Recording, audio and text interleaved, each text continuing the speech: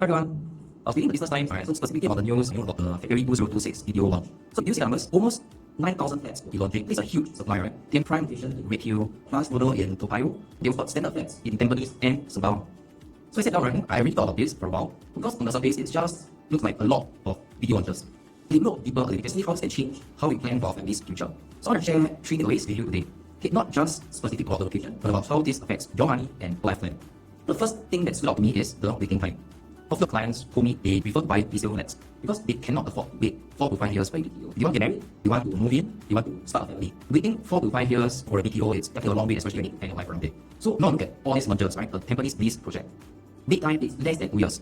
Specifically, it's only 1 year and 11 months. So this is extremely fast. Even the Sembawang one that it's going to be completed in under 3 years. Why does this matter? If you are a young couple, this saves you a lot of money. You don't need to rent outside while waiting. You don't need to pay high cash over valuation for your resale flat just to get the key quickly. This shorter waiting time is a big help for your savings. It helps you keep more cash in your pocket for things like renovation or for your rainy day fund. Okay, so this makes the BTO option even more attractive again compared to resale. The second point is about prime and plus restrictions. Everyone looking at the Redhill project, right? Everyone, I believe, would primarily be focused on the Redhill project for this launch. This Redhill project is not Redhill Pigs. It's very near MRT, really got to 5 minutes walk away. Very convenient. Everybody wants it. Right, but you must look at the rows. This is a prime project. Subsidy clawback is expected to be around 12%. When you sell in the future, you have to return 12% of the resale price to HDB. And the most important part is the 10 years MOP. Right, 10 years is a very long time. When you add on construction time, probably of 4 years, this would mean that you're locked at this house for almost 15 years. If you are 25 years old today, by the time you can sell, you will almost be 40. So the line changed by a lot, right? 5 to 40 years old. Maybe by then you would have more kids. Maybe our parents would have gotten old and need to move closer. Maybe you have gotten a big promotion and you would want to upgrade to a condo. Now with a prime plan, you cannot move. You are stuck, right? So even though the location is prime, the flexibility is close to zero. So you are trading your freedom for the location. But ask yourself if you are okay with that. And this leads to my third and most important point, the value of standard flats. Sometimes you get excited by big names, but let's look at standard projects like the one launching in Tampines. Tampines is a mature estate, very developed. You have malls there, you have MRT lines there, you have schools there. But because it is standard, the MOP is only 5 years.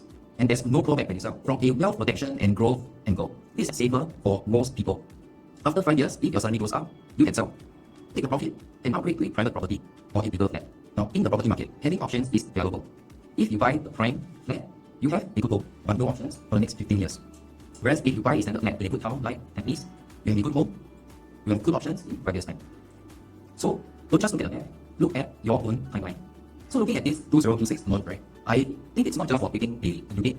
It's about asking, what is my plan for the next 10 years? Do you want stability and never move, or do you want wealth and upgrade later? Sometimes the boring choice could be the better business choice.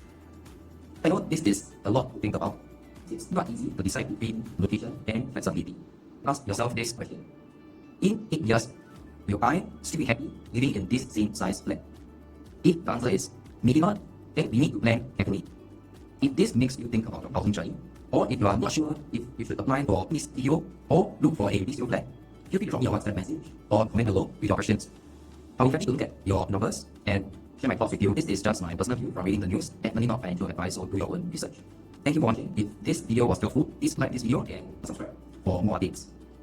Let me know in the comments below, would you choose Redhill for location or Tampines for flexibility? I'll see you guys in the next one. Bye.